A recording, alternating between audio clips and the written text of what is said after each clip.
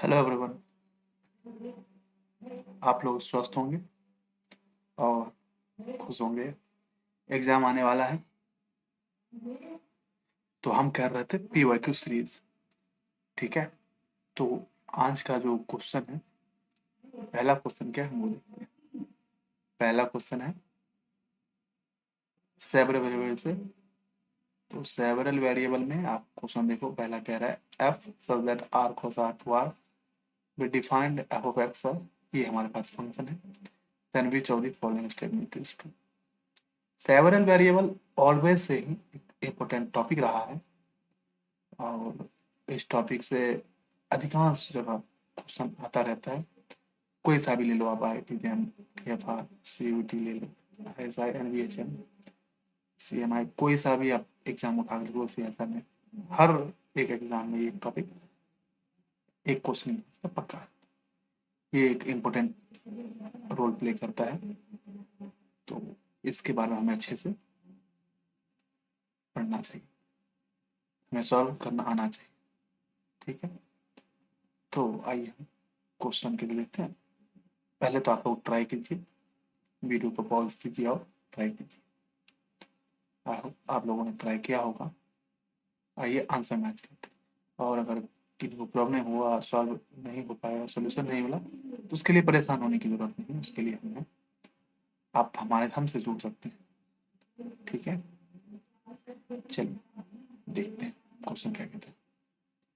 हमारे पास फंक्शन दे रखा है f of x comma y is equal to x upon root x square plus y square. ठीक है, और एक्स जीरो जीरो पे वन डिफाइंड। कह रहा है does not exist continuous differentiability की फंक्शन जीरो। ठीक है, तो हम इसको कैसे कर सकते हैं? इसके बहुत सारे मेथड हैं। कोई इसे डायरेक्ट लिमिट पुट करके भी कर सकता है, या फिर आप ऐसे कर सकते हो कि आप y equal to m x ले लो, इससे कर सकते हो। या फिर x को आप r cos थीटा और y को r sin थीटा आप मान सकते हो। आप इसके अकॉर्डिंग भी कर सकते हो। ठीक है, तो आप किसी भी तरीके से करो, आंसर सेम आता है, उसमें कोई दिक्कत नहीं है। जो अप्रोच आपको सुटेबल लगे और आपको आसान लगे, आपको उसकी हेल्प लेनी है, वो यूज करनी है। ठीक है, तो मैं y इसको टू एम एक्स लेता हूँ। ठीक है, ठीक, y इक्वल टू एक्स। ठीक है, तो हमारे पास क्या हो गया, x upon root x square plus y square को रिप्लेस होगा x square plus m square x square. ठीक है, हम इसको कॉमन लेंगे तो आएगा एक्स अपॉन, बाहर निकालेंगे root one plus m square, ये तो के साथ गया, तो ये one upon root one plus m square. तो देख सकते हैं हमारा फंक्शन क्या हो गया, डिपेंडेंट ऑन एम, एम पे डिपेंडेंट। ठीक है, तो जब इस तरह की चीजें होती है और एम पे डिपेंड कर जाता है, तो हमारा जो लिमिट क्या होता है वो एग्जिस्ट नहीं करता। इसका ये मतलब है कि जब हम y equal to m x लेते हैं ना, और ये एम पे डिपेंड कर जाता है, तो इसका मतलब ये होता है कि इस कि m जो है इसकी वैल्यू हम बदल सकते हैं। जैसे y इक्वल टू एक्स ले सकते हो, y equal to two x ले सकते हो, y equal to three x ले सकते हो, ऑन सो ऑन। आप ऐसे y इक्वल टू बहुत सारे वैल्यू ले सकते हो, कुछ भी ले सकते हो, कोई भी फंक्शन ऐसे आप ले सकते हो। जब भी आप ऐसे कुछ लोगे ना, ये क्या करेगा, अपनी वैल्यू बदलता चला जाएगा। और लिमिट एग्जिस्ट करने का मतलब तो ये होता है कि इसकी यूनिकनेस मिलनी चाहिए। इसकी इसकी जो लिमिट है किसी एक पे कन्वर्ज करनी चाहिए, किसी एक पॉइंट पे ही जानी चाहिए। कहीं से भी हो उसकी वो उसी पॉइंट पे जाना चाहिए, वो ये पॉइंट होना चाहिए था। लेकिन जब आप इस तरह के काम करते हो और जब वो एम पे डिपेंड करता है, तो इससे ये होता है कि हम जितने अलग अलग फंक्शन वाई टेक उठा रहे हैं, वो अपनी अलग अलग डायरेक्शन में लिमिट की वैल्यू दे रहा है, तो लिमिट एग्जिस्ट नहीं किया। क्योंकि वो बहुत सारी वैल्यू दे रहा है, हर वाई पे चेंज हो रही है, अपनी वैल्यू बदल रहा है। ठीक है, तो ये हमारा आंसर होगा पहला। ठीक है, कि लिमिट डज नॉट, जब लिमिट ही नहीं निकला फिर कॉन्टिन्यूस डिफरेंशिएबिलिटी की तो हम बात रिमूवल, अब आती है रिमूवल डिस्कंटिन्यूटी। रिमूवल डिस्कंटिन्यूटी तो हम बात ही नहीं कर सकते। क्यों? तब आती है जब लिमिट एग्जिस्ट नहीं किया तो फिर क्या ही बात करें। ठीक है, ऐसा कुछ हुआ है हम पे डिपेंड कर गया ना। चलिए देखते हैं नेक्स्ट क्वेश्चन क्या।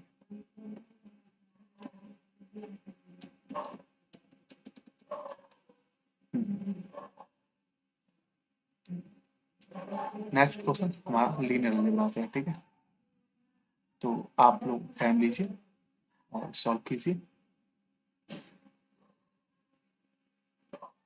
वीडियो पॉज करके आप सॉल्व कर सकते हैं। आई होप आप लोगों ने ट्राई किया होगा। अब देखते हैं इसका आंसर क्या है। ठीक है, हमारे पास क्वेश्चन है, सिस्टम है लीनियर इक्वेशन का। ठीक है, तो हम क्या करेंगे, इससे हम मैट्रिक्स बना लेते हैं। ठीक है, तो हम जब मैट्रिक्स बनाएंगे तो ये बनेगा 1 1 1। इस बी पार्ट जो है ना, मतलब ऐसे होता है ना, ए एक्स इक्वल टू बी, हम इसको अभी होल्ड करते हैं। हम पहले इसकी बात करते हैं। पहले ये जो है ना, हम पहले सिर्फ इस वाले पार्ट का काम कर लेते हैं। ठीक है, फिर हम देखेंगे बी वाले पार्ट का क्या।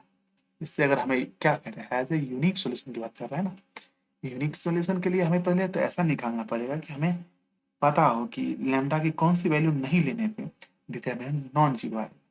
ऑप्शन दे रखा है ना, और यहाँ पे लैम्डा है। तो हमें देखना है कि लैम्डा की कौन सी वैल्यू हम देंगे जिसपे हमें डिटरमिनेंट जीरो ना आए, नॉन जीरो डिटरमिनेंट आनी चाहिए। ठीक है, तो चलिए हम पहले पहले का तो हो गया, दूसरा हो गया 1 2 5 2 3 11। अब आप डिटरमिनेंट निकालो। ठीक है, मान लो ये ए मैट्रिक्स है, तो डिटरमिनेंट ऑफ ए क्या होगा, 1 into 2 lambda minus 15 minus 1 is equal to lambda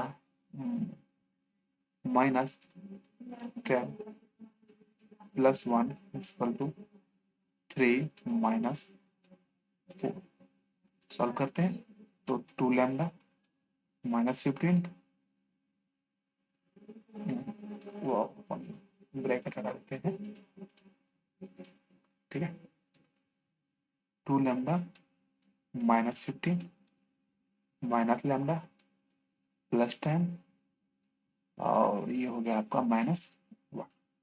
ठीक है, तो लैम्डा लैम्डा हो गए 3 लैम्डा 16 माइनस 6।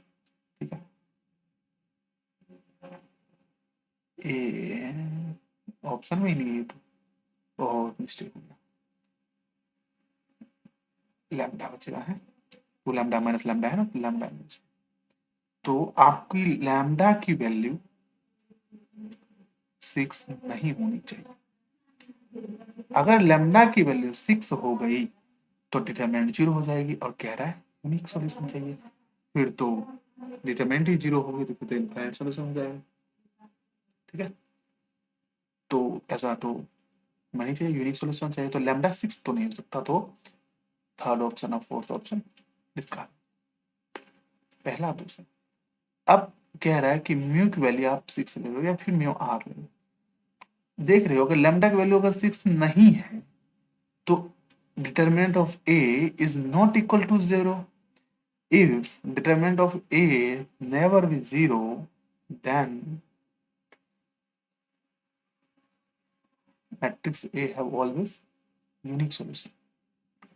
तो म्यू पे तो डिपेंड ही नहीं कर रहा, नहीं कर रहा ना, तो म्यू बिलोंग या कुछ भी बोला, तो फोर्थ ऑप्शन सही हो गया। ठीक है, कुछ नहीं करना था, इसमें बस इस बात का ध्यान रखना था, ये जो है ये हमें बताना चाहिए। डिटरमिनेंट अगर नॉन जीरो तो वो यूनिक सॉल्यूशन ही देता है। ठीक है, चलते हैं हम नेक्स्ट क्वेश्चन।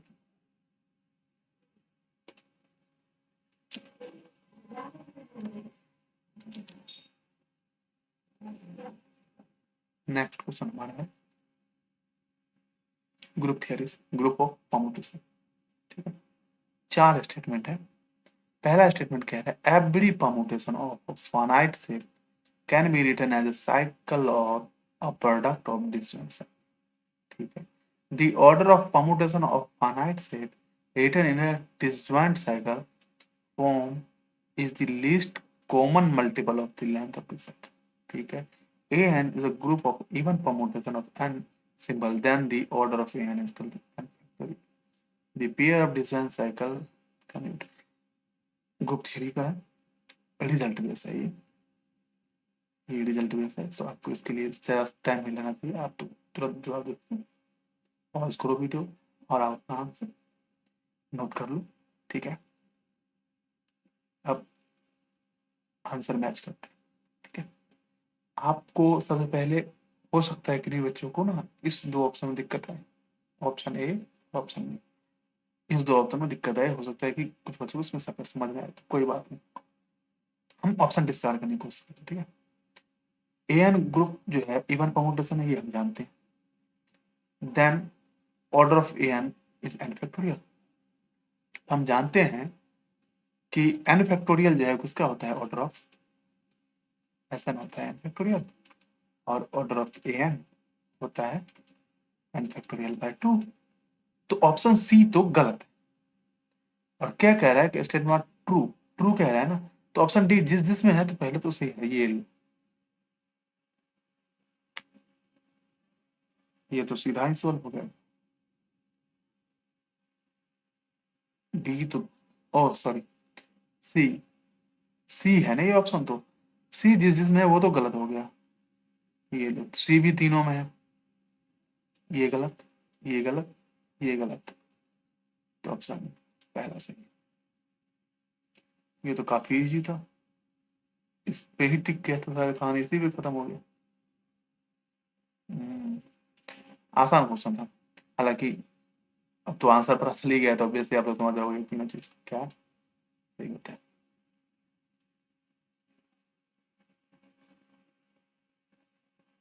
चलिए नेक्स्ट क्वेश्चन को चलते हैं। हाँ, ये क्वेश्चन बढ़िया क्वेश्चन है, ये क्वेश्चन बढ़िया, मतलब थोड़ा सा सोचने में मजबूर करेगा आपको ये क्वेश्चन, ऐसा है। ठीक है, चलिए ट्राई कीजिए, मैं आपको 1 मिनट का टाइम देता हूँ, आप लोग ट्राई कीजिए।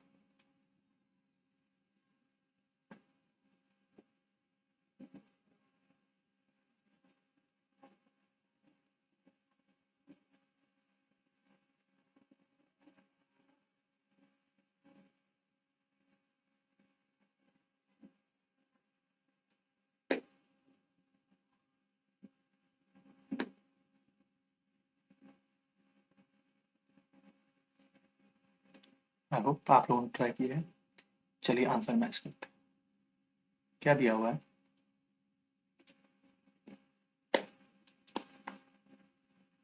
y is equal to b1 e raised to power minus x plus b2 e raised to power minus 3।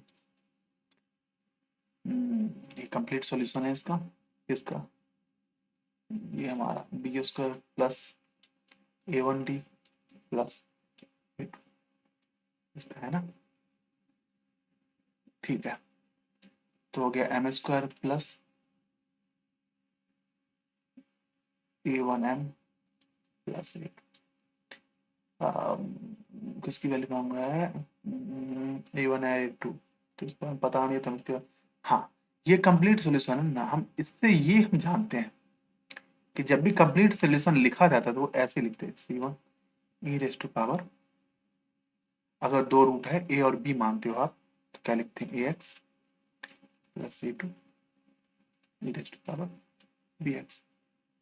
ठीक, वो यही लिखते हैं, ये a और b जो है ये रूट होता है इसका। ठीक है, यहाँ पे एक क्या गिवन है मान, -1, बी स्क्वायर टू क्या है, -3, a -1 है और b की वैल्यू है वो -3 है, तो हम इससे रूट तो निकाल लेंगे। हम्म, तो हमारे पास 2 रूट है, एक है -1 और एक है -3। कैसे कंपेयर करोगे? अब इसके लिए आप सीधे 8th क्लास में पढ़े होगे। ऐसा नहीं होता था। 8th क्लास में क्या लिखा था? ये लिखा था x² ax² plus bx plus c is equal to 0। तो हम लिखते थे क्या? Sum of the roots, sum of the roots is equal to -b by a और प्रोडक्ट ऑफ द रूट्स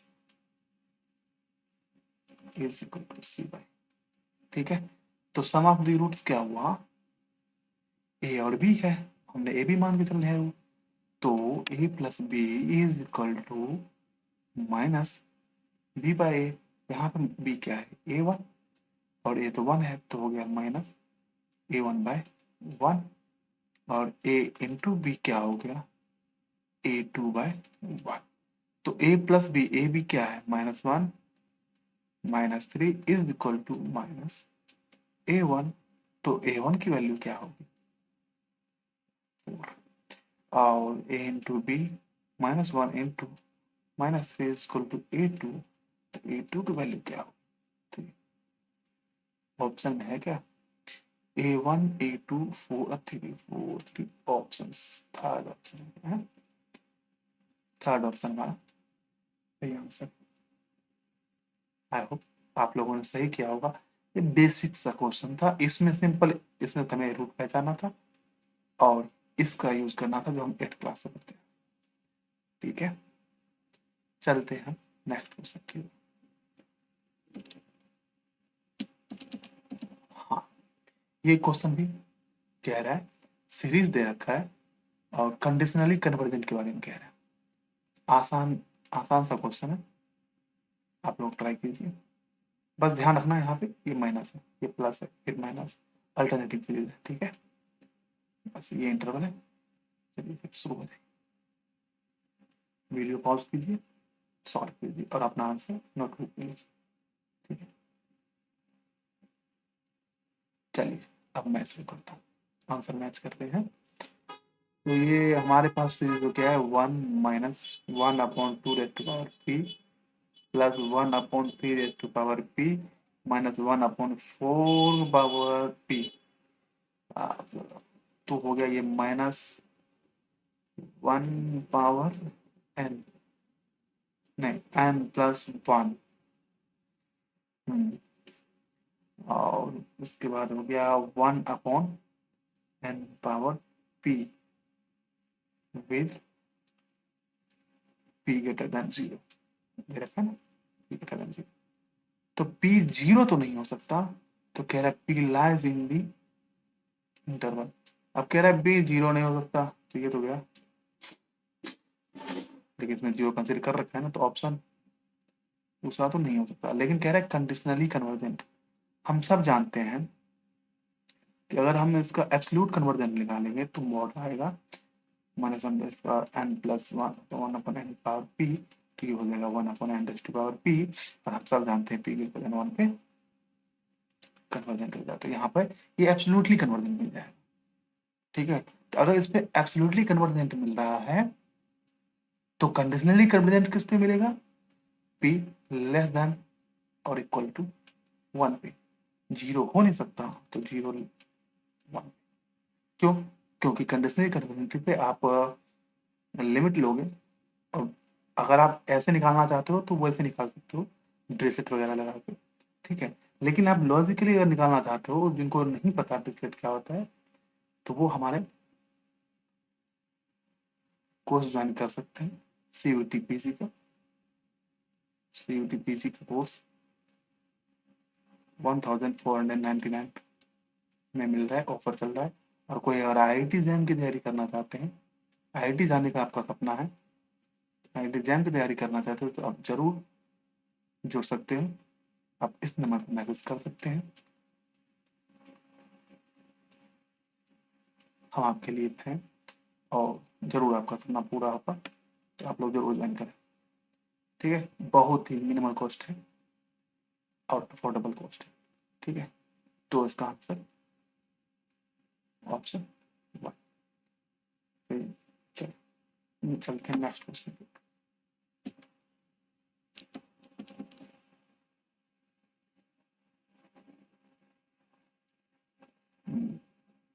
चलिए, ये क्वेश्चन कह रहा है बेसिस निकालने।